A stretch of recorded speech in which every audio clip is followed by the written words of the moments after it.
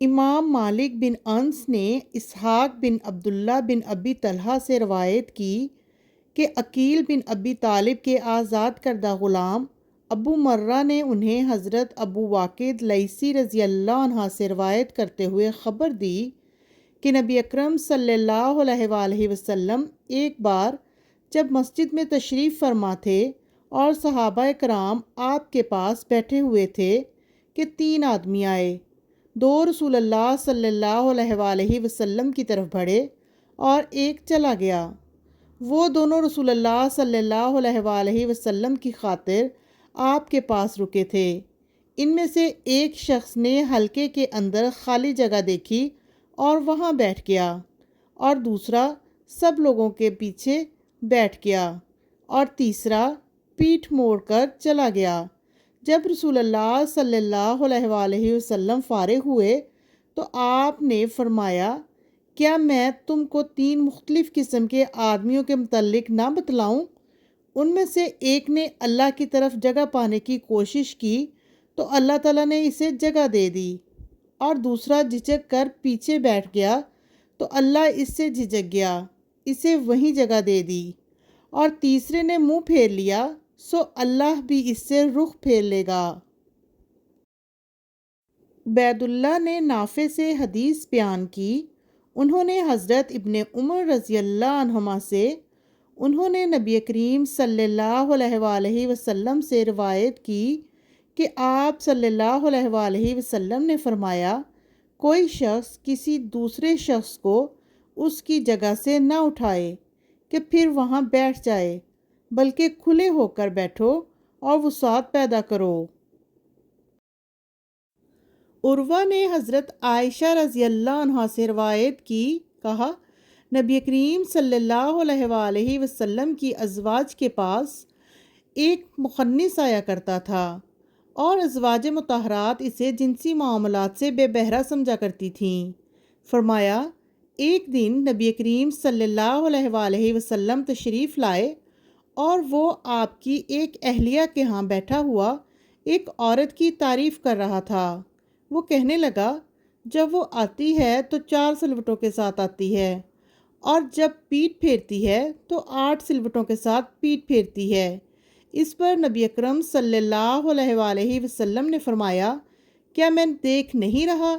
کہ جو کچھ یہاں ہے اسے سب پتہ ہے، یہ لوگ تمہارے پاس نہ آیا کریں۔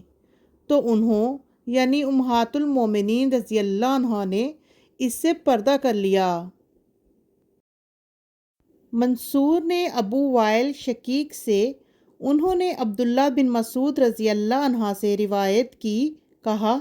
رسول اللہ صلی اللہ علیہ وآلہ وسلم نے فرمایا، جب تم 3 لوگ ایک ساتھ ہو تو ایک کو چھوڑ کر 2 آدمی باہم سرگوشی نہ کریں، یہاں تک کہ تم بہت سے لوگوں میں مل جاؤ، کہیں ایسا نہ ہو کہ یہ 2 کی سرگوشی اسے غمزدہ کر دے۔ ابو نضرہ نے حضرت ابو سعید رضی اللہ عنہ سے روایت کی کہ جبرائیل علیہ السلام نبی کریم صلی اللہ علیہ وآلہ وسلم کے پاس آئے اور کہا، اے محمد، کیا آپ بیمار ہو گئے ہیں؟ آپ صلی اللہ علیہ وآلہ وسلم نے فرمایا، ہاں۔ حضرت جبرائیل علیہ السلام نے یہ کلمات کہے، میں اللہ کے نام سے آپ کو دم کرتا ہوں،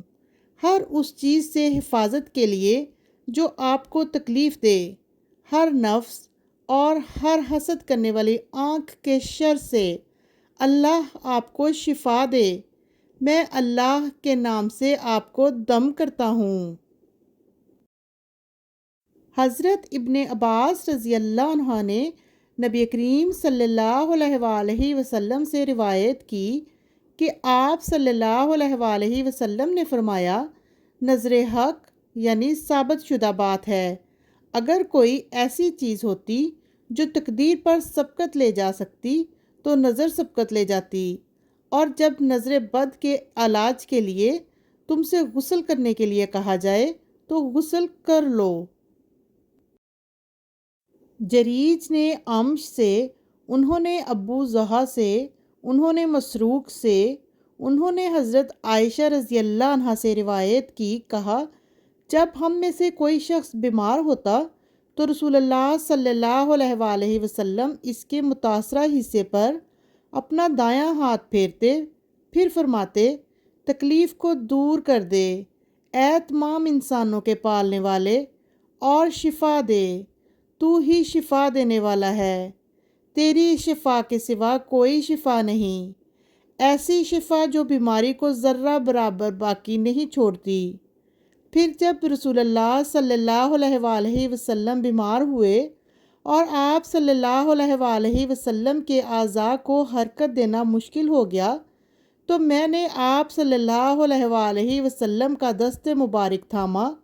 تاکہ جس طرح خود آپ کیا کرتے تھے میں بھی اسی طرح کروں۔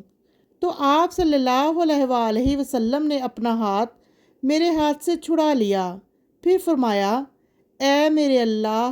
مجھے بخش دے اور مجھے رفیق اعلیٰ کی معیت عطا کر۔ انہوں نے کہا، پھر میں دیکھنے لگی تو آپ صلی اللہ علیہ وآلہ وسلم رحلت فرما چکے تھے۔ روح بن عبادہ نے کہا، ہمیں ابن جریج نے حدیث بیان کی، کہا مجھے ابو زبیر نے بتایا کہ انہوں نے حضرت جابر بن عبداللہ رضی اللہ عنہ کو یہ کہتے ہوئے سنا،